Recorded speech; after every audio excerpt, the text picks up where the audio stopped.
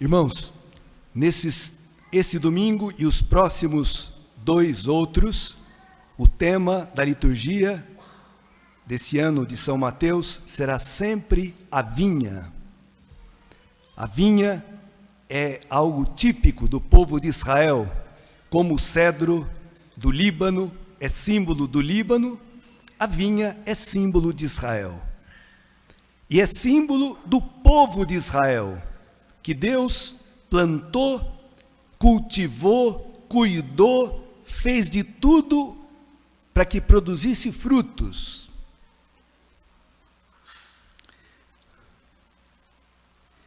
E esse evangelho é uma catequese maravilhosa sobre a bondade de Deus, sobre também a justiça de Deus, que é diferente da nossa.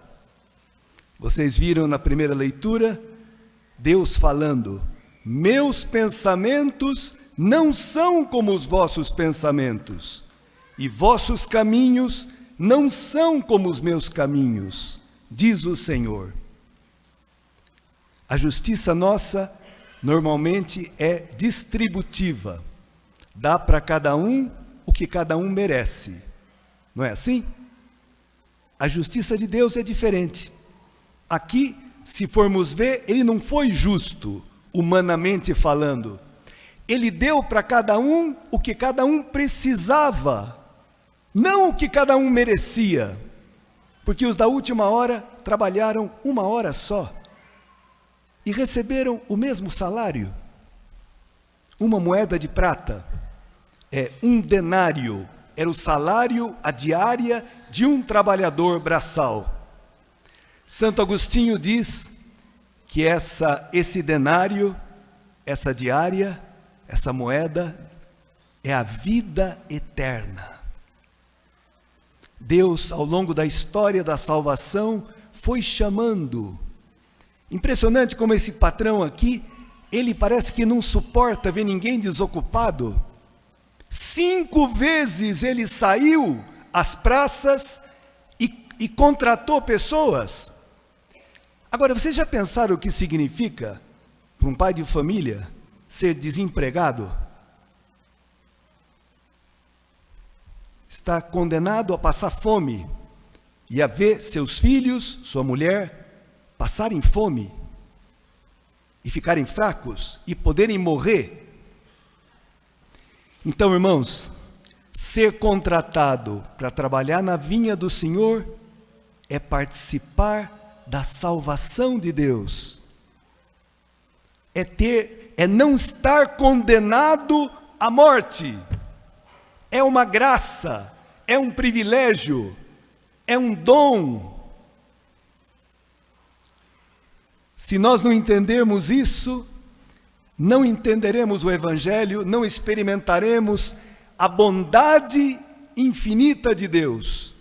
Porque, irmãos, Jesus Cristo percebia que existiam 2 atitudes frente ao anúncio que ele fazia, aos seus milagres, à sua pregação, 2 atitudes muito claras que iam se definindo. Os pecadores, os publicanos, as pessoas mais afastadas se convertiam, estavam agradecidas. Ele chama Mateus, que era um publicano detestado pelos judeus. Esse cara se sente amado, se sente perdoado, se sente valorizado, vai se tornar um apóstolo que deixou esse tesouro para nós. Aliás, o Evangelho de Mateus, porque ele era um publicano, é o evangelho que mais fala do dinheiro. Muitas parábolas de Jesus falam do dinheiro, porque Mateus trabalhava com o dinheiro, era arrecadador de impostos para os romanos, por isso que ele fala tanto do dinheiro, e porque Cristo sabia também onde está o nosso coração. Tá bom, mas pensem, só Jesus podia transformar um publicano, uma pessoa detestada pelos judeus, excluído da vinha de Israel, do povo santo. Quem assiste aquele filme The Chosen, que eu demorei muito para assistir, mas agora eu estou apaixonado. Ali dá para perceber o que era ser um publicano, como Mateus era hostilizado, mesmo por Pedro, pelos apóstolos. O publicano era desprezadíssimo. E Cristo chama esse homem, segue-me. Ele deixa tudo e vai atrás de Cristo. E dá um banquete na sua casa de tanta gratidão. Cristo transforma um publicano num evangelista, num apóstolo.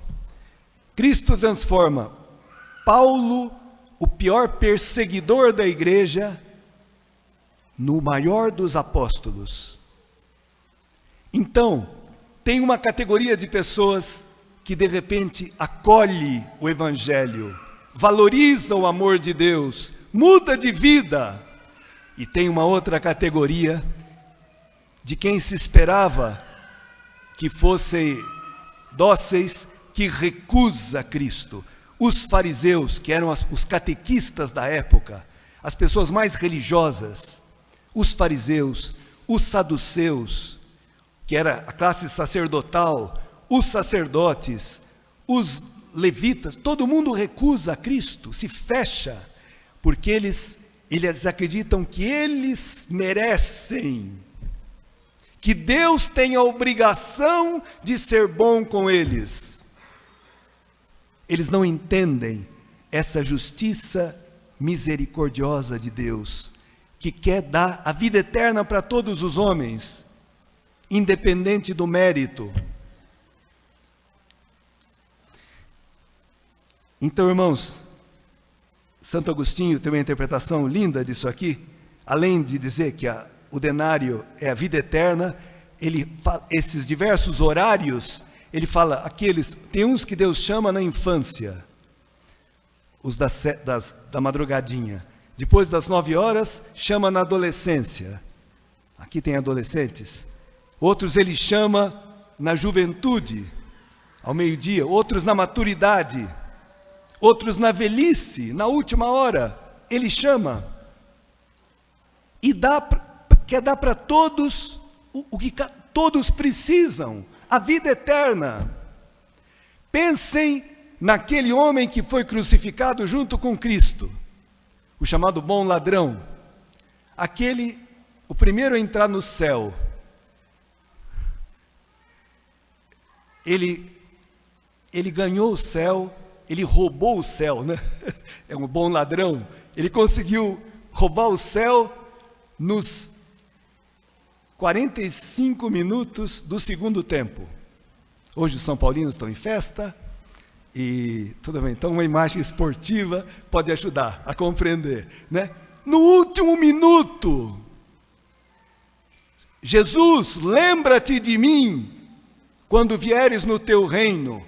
Viu aquele homem todo ensanguentado, que rezava na cruz, Pai, perdoa-lhes, porque não sabem o que fazem. Esse homem que passou a vida fazendo mal, falou, o quê? Esse cara está rezando por mim. Quer dizer que tem jeito, tem salvação para mim, tem perdão para mim. Jesus, lembra-te de mim quando vieres no teu reino. E escutou de Cristo essa palavra maravilhosa. Em verdade eu te digo, hoje estarás comigo no paraíso. Esse não trabalhou 1 hora, esse trabalhou alguns minutos. E ganhou a vida eterna, o primeiro. Para mostrar, irmãos, que a salvação é um presente de Deus, é um dom de Deus.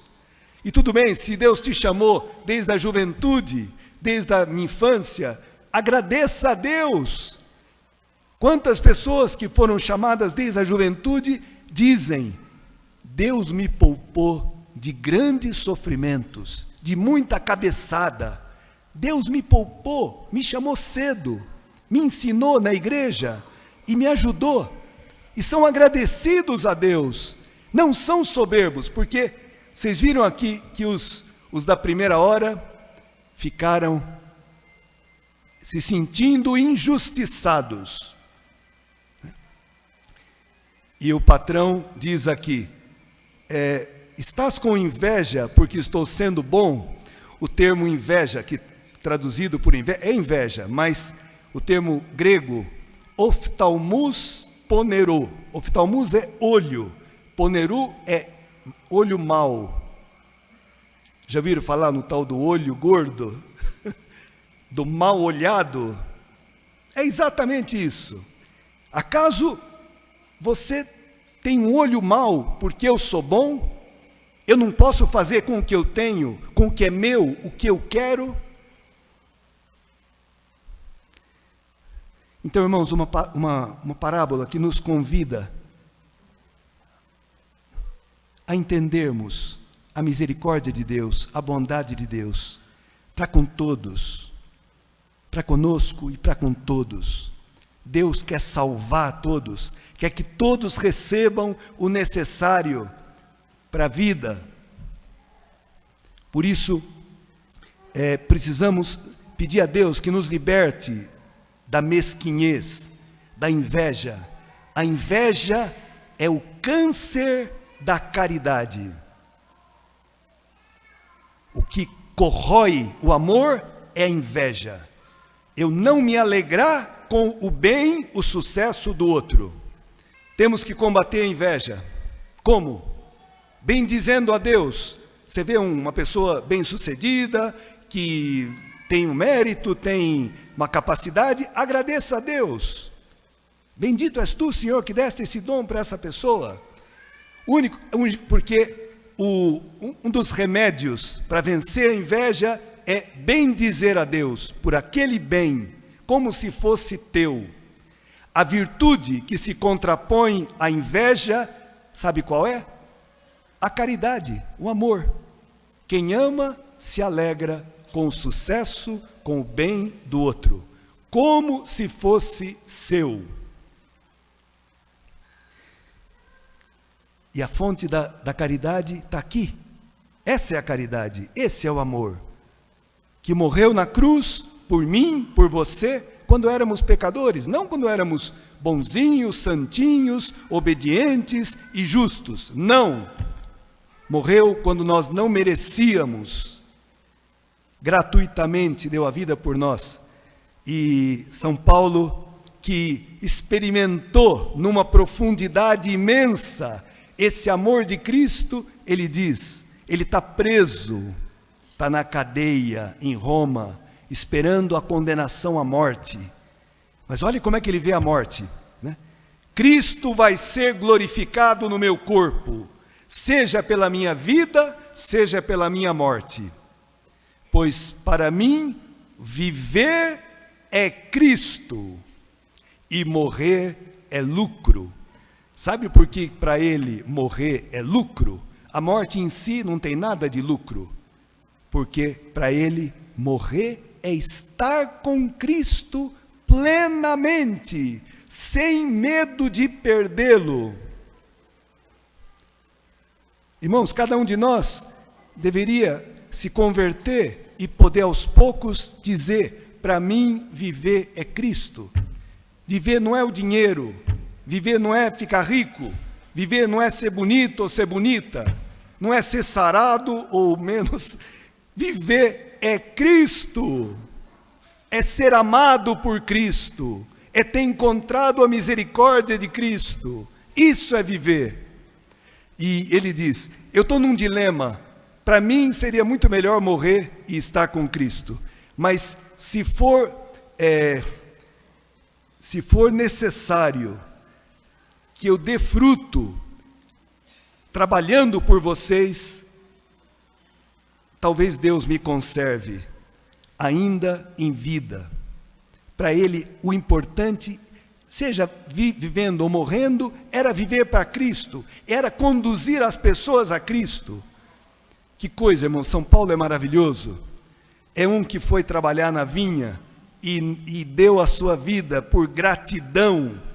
Ele vai dizer na carta a Timóteo, primeira carta a Timóteo, eu sou agradecido para com aquele que me chamou, a mim que outrora era perseguidor, blasfemador e insolente. E se ele fez isso, foi para que ninguém se Ele me chamou, se Ele teve misericórdia de mim, é para que ninguém duvide do seu amor, da sua misericórdia. Tá bom, irmãos, então vamos agradecer a Deus que está chamando cada um de nós a trabalhar na sua vinha, sair da condenação do desemprego. Ser contratado pelo Senhor a trabalhar na vinha significa ter a vida garantida, a vida verdadeira, aquela que nada pode roubar. Como a nossa vida é frágil, irmãos. Ontem perdemos um irmão nosso aqui, semana passada, quinta-feira, veio conversar comigo, como fazia rotineiramente. Reginaldo coordenou o grupo de oração uns 2 anos, e 51 anos, e de repente já passou para o outro lado. Como a nossa vida é frágil. Não sabemos, irmãos, o dia nem a hora. Digo isso não para colocar medo em ninguém, mas para que estejamos preparados, porque nós somos aqui na terra peregrinos e estrangeiros. Nossa cidade permanente está no céu. Infeliz daquele e daquela que esquece disso e vive como se fosse ficar para a semente. Peregrinos e estrangeiros, só vamos levar para o céu o bem que nós tivermos feito aos outros, o serviço, o amor, o que você tiver gasto da tua vida, do teu tempo, do teu dinheiro pelos outros. Isso você vai levar, isso vai te acompanhar, o resto vai ficar aqui. Então, irmãos, temos que, por isso o Salmo diz: Senhor, me ensina a bem contar os meus dias, para que o meu coração descubra a sabedoria. Me ensina a não desperdiçar tanto tempo, a ver o que vale a pena e o que não vale, o que é importante e o que eu tenho que deixar para trás. Podemos, irmãos, isso é a conversão. E aqui, buscai o Senhor enquanto pode ser achado, invocai-o enquanto Ele está perto. Volte para o Senhor, que terá piedade dele. Volte para nosso Deus, que é generoso no perdão. Tá bom, irmãos, alegremos-nos, porque o Senhor teve misericórdia de nós, nos contratou a todos para trabalhar na sua vinha. Isso é uma honra, isso é uma graça. Nós nunca pagaremos, nunca retribuiremos o suficiente a Deus em agradecimento, em tudo, pelo bem que Ele nos fez. Mas o que Ele quer é nos ver contentes, alegres, agradecidos e disponíveis para colocar também os nossos dons a serviço dos outros, porque a vida não tem outro sentido a não ser esse: amar.